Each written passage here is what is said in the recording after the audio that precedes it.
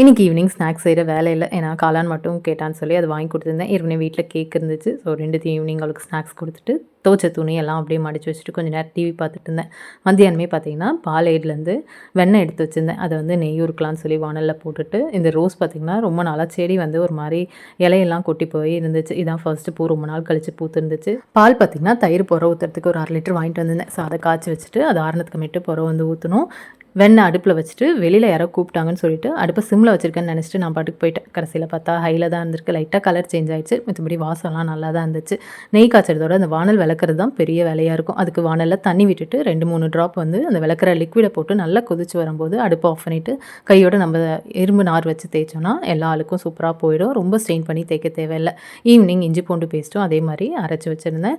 இஞ்சி பார்த்திங்கன்னா ஒரு 3/4 கப் எடுத்திருந்தேன். இஞ்சி வாங்கினோன்னே பார்த்திங்கன்னா நமக்கு டீக்கு தட்டி போட்டோம்னாலே தெரிஞ்சிடும் அது காரமாக இருக்குதா இல்லையான்னு சொல்லிட்டு. நல்லா காரமாக இருக்கிற இஞ்சினா 1/2 கப் போதும். 1 கப் பூண்டு, காரமாக இருக்கிற இஞ்சினா 1/2 கப், இல்லைனா 3/4 கப் வந்து இஞ்சி எடுத்துக்கலாம். நான் இன்றைக்கி 3/4 கப் இஞ்சி 1 கப் வந்து பூண்டு போட்டு மஞ்சத்தூள் போட்டு அரைச்சி வச்சுட்டேன். இது 3லேருந்து 4 வாரத்துக்கு தாங்கும். ஸோ நாளையிலேருந்து தர்ணிக்காக்கு எக்ஸாம் ஆரம்பிக்குது. அதனால் அந்தந்த புக்ஸ் மட்டும்தான் எடுத்துகிட்டு போகணுங்க. அதனால் புக்ஸ் எல்லாம் அவளே அரேஞ்ச் பண்ணி வைக்க சொல்லிவிட்டு நைட்டு டிஃபனுக்கு பார்த்திங்கன்னா தோசையும் தேங்காய் சட்னியும் தான் பண்ணியிருந்தேன். நெக்ஸ்ட் vlogல பார்க்கலாம்.